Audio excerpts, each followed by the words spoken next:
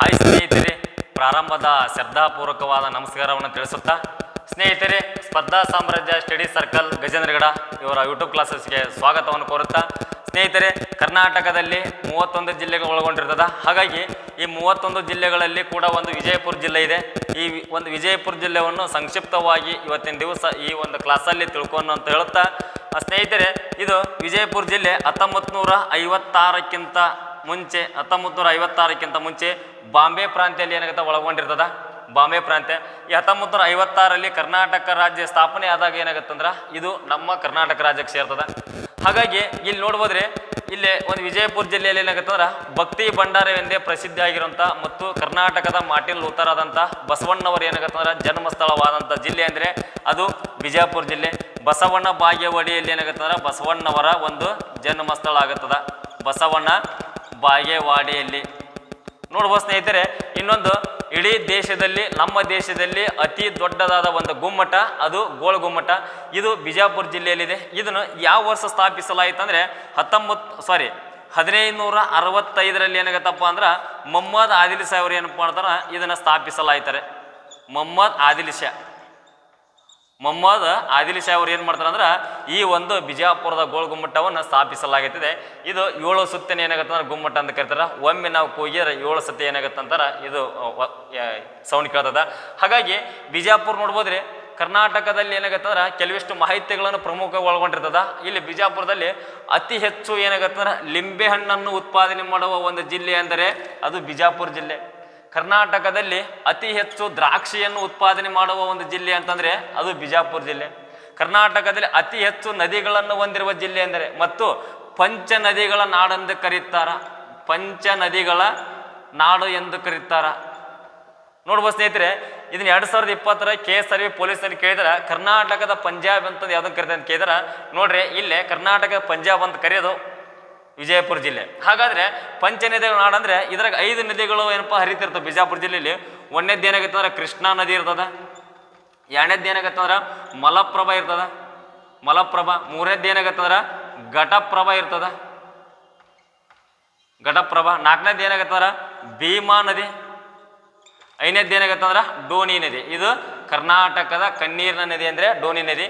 ಹಾಗಾದ್ರೆ ಇಲ್ಲಿ ಈ ಒಂದು ವಿಜಯಪುರ ಜಿಲ್ಲೆಯಲ್ಲಿ ಏನಾಗುತ್ತೆ ಒಂದು ಕರ್ನಾಟಕದ ಏಕೈಕ ಮಹಿಳಾ ವಿಶ್ವವಿದ್ಯಾಲಯ ಇದೆ. ಕರ್ನಾಟಕದ ಏಕೈಕ ಮಹಿಳಾ ವಿಶ್ವವಿದ್ಯಾಲಯ ಅದು 2003ರಲ್ಲಿ ಏನಾಗತ್ತಪ್ಪ ಸ್ಥಾಪಿಸಲಾಯಿತು. ಕರ್ನಾಟಕದಲ್ಲೇ ಮೊಟ್ಟ ಮೊದಲ ಏಕೈಕ ಮಹಿಳಾ ವಿಶ್ವವಿದ್ಯಾಲಯ ಅಂದರೆ ಅದು ಬಿಜಾಪುರದ ಮಹಿಳಾ ವಿಶ್ವವಿದ್ಯಾಲಯ. ಇದನ್ನು 2003ರಲ್ಲಿ ಸ್ಥಾಪಿಸಲಾಯಿತು. ಇದನ್ನು 2017ರಲ್ಲಿ ಏನು ಮಾಡ್ತಾರೆ ಅಂದರೆ ಇದಕ್ಕೆ ಮರುನಾಮಕರಣ ಮಾಡ್ತಾರೆ. 2017ರಲ್ಲಿ ಏನು ಮಾಡ್ತಾರೆ ಅಂದ್ರೆ ಮರುನಾಮಕರಣ ಮಾಡ್ತಾರೆ. ಅದು ಅಕ್ಕ ಮಹಾದೇವಿ ಮಹಿಳಾ ವಿಶ್ವವಿದ್ಯಾಲಯ ಅಂತ ಮಾಡ್ತಾರೆ. 2017ರಲ್ಲಿ ಅಕ್ಕ ಮಹಾದೇವಿ ಮಹಿಳಾ ವಿಶ್ವವಿದ್ಯಾಲಯ ಅಂತ ಮಾಡ್ತಾರೆ.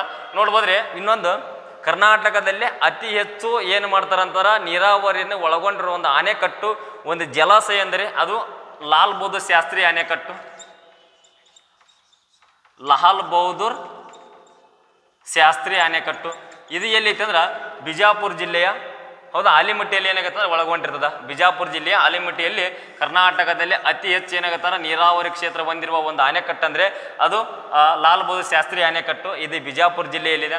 ಮತ್ತು ಬಿಜಾಪುರದಾಗ ಏನಾಗತ್ತೆ ಅಂದ್ರೆ ಇನ್ನೊಂದು ಇಲ್ಲಿ ಪ್ರಸಿದ್ಧವಾದ ಏನಾಗಿರ್ತಪ್ಪ ಒಂದು ಹಿಸ್ಟ್ರಿ ಏನಂದರೆ ಅಂದರೆ ಅದು ತಾಳಿಕೋಟೆ. ಇದು ಏನಾಗತ್ತೆ ಅಂದ್ರೆ ಬಿಜಾಪುರ ಏನಾಗತ್ತೆ ಅಂದ್ರೆ ಬಹುಮನಿ ಸುಲ್ತಾನರು ಮತ್ತು ಇಲ್ಲಿ ವಿಜಯನಗರ ಸಾಮ್ರಾಜ್ಯದ ಏನಾಗತ್ತಂದ್ರೆ ಇವರು ಇಬ್ಬರ ಮಧ್ಯೆ ಏನಾಗತ್ತೆ ಯುದ್ಧ ನಡೆಯುತ್ತೆ.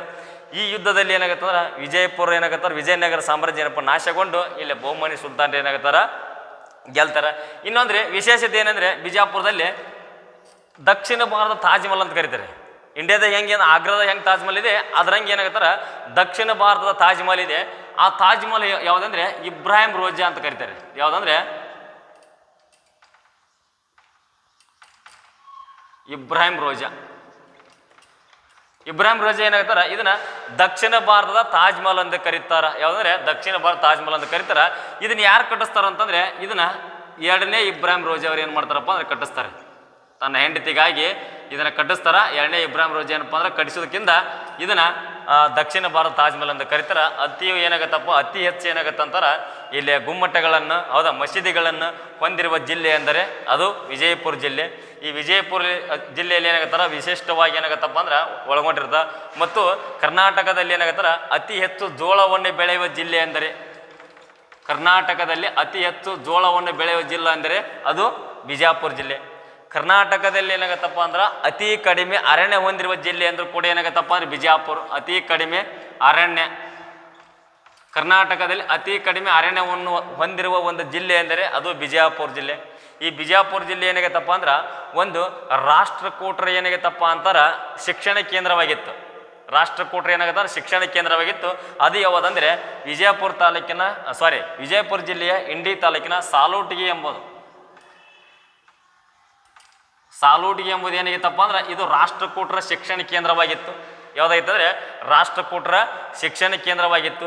ಇಲ್ಲಿ ವಿಜಯಪುರದಲ್ಲಿ ಏನಾಗತ್ತಂದ್ರೆ ನವರಸಪುರ ಉತ್ಸವ ನಡೀತದ. ಯಾವುದಂದ್ರೆ ನವರಸಪುರ ಉತ್ಸವ. ಈ ನವರಸಪುರ ಉತ್ಸವ ನಡೀತದ. ನವರಸಪುರ ಉತ್ಸವ ನಡೀತದ. ಈ ನವರಸಪುರ ಉತ್ಸವ ಎದಕ್ಕೆ ಸಂಬಂಧಪಟ್ಟದಪ್ಪ ಅಂದ್ರೆ ಇದು ಸಂಗೀತಕ್ಕೆ ಸಂಬಂಧಿಸಿದೆ. ಯಾವ್ದಕ್ಕಂದ್ರೆ ಸಂಗೀತಕ್ಕೆ ಭಾಳ ಇಂಪಾರ್ಟೆಂಟ್ ಸ್ನೇಹಿತರೆ. ಎಕ್ಸಾಮ್ ಕೇಳ್ತಿರ್ತಾರ ಕರ್ನಾಟಕದಲ್ಲಿ ಯಾವ ಜಿಲ್ಲೆಯಲ್ಲಿ ನವರಸಪುರ ಉತ್ಸವ ನಡೀತದೆ ಅಂತಂದ್ರೆ ಅದು ವಿಜಯಪುರದಲ್ಲಿ ಮತ್ತು ಸಂಗೀತಕ್ಕೆ ಸಂಬಂಧಿಸಿದೆ. ಇನ್ನೊಂದು ಏನಾಗ್ತಾರೆ ಕರ್ನಾಟಕದ ಪಂಚನದಿಗಳ ನಾಡು ಅಂದರೆ ವಿಜಯಪುರ. ಕರ್ನಾಟಕದ ಪಂಜಾಬ್ ಬಂದಾಗ ಏನಾಗತ್ತಂತಂದ್ರೆ ವಿಜಯಪುರ. ಯಾಕಂದ್ರೆ 5 ನದಿಗಳು ಕೃಷ್ಣಾ ನದಿ, ಮಲಪ್ರಭಾ ನದಿ, ಘಟಪ್ರಭಾ ನದಿ, ಭೀಮಾ ನದಿ, ಡೋನಿ ನದಿ ಇವು 5 ನದಿಗಳು ಹರಿಯೋದ್ರಿಂದ ಇದನ್ನೇನೆಂದು ಕರೀತಾರೆ ಅಂದ್ರೆ ಪಂಚನದಿಗಳ ನಾಡೆಂದು ಕರೀತಾರೆ. ಇಲ್ಲಿ ವಿಶೇಷವಾಗಿ ಏನಾಗುತ್ತಾರೆ ವಿಜಯಪುರ ಜಿಲ್ಲೆಯಲ್ಲಿ ಒಂದು ಇತ್ತೀಚೆಗೆ ಏನಾಗುತ್ತಪ್ಪ ಅಂದ್ರೆ ಜಿಯಾ ಟ್ಯಾಗ್ ಸಿಕ್ಕಿದೆ. ಆ ಜಿಯಾ ಟ್ಯಾಗ್ ಎದಕ್ಕೆ ಸಿಕ್ಕತ್ತೆ ಅಂತಂದ್ರೆ ಲಿಂಬೆ ಹಣ್ಣಿಗೆ ಏನಪ್ಪ ಸಿಕ್ಕಿದೆ. ಎದಕ್ಕಂದ್ರೆ ಲಿಂಬೆ ಹಣ್ಣಿ ಸಿಕ್ಕಿದೆ. ಎಲ್ಲಿ ಈ ಒಂದು ಬಿಜಾಪುರ ಜಿಲ್ಲೆಯಲ್ಲಿ ಅತಿ ಹೆಚ್ಚು ಲಿಂಬೆ ಹಣ್ಣು ಬೆಳೀತಾರಲ್ಲ, ಹಾಗಾಗಿ ಅದಕ್ಕೆ ಒಂದು ಜಿಯಾ ಟ್ಯಾಗ್ ಸಿಕ್ಕಿದೆ. ಹೌದಾ. ನಂತರ ಏನಾಗುತ್ತೆ ಅತಿ ಹೆಚ್ಚು ಜೋಳ ಬೆಳೀತದ ಲಾಲ್ ಬಹದ್ದೂರ್ ಶಾಸ್ತ್ರಿ ಅಣೆಕಟ್ಟಿದ. ಇಲ್ಲಿ ಅತಿ ಹೆಚ್ಚು ಗೋಲ್ಗುಂಬ ಬಿಜಾಪುರ ಜಿಲ್ಲೆಯಲ್ಲಿ ಏನಾಗುತ್ತೆ ವಿಶೇಷವಾಗಿ ಇಷ್ಟೇನಪ್ಪ ಮಾಹಿತಿ ಸ್ನೇಹಿತರೆ. ಇಷ್ಟರ ಲೈಕ್ ಮಾಡೋದು ಹೇಳ್ತಾ ಇವತ್ತಿನ ಕ್ಲಾಸ್ ಮುಗುತ್ತೀನಿ. ಜೈ ಹಿಂದ್.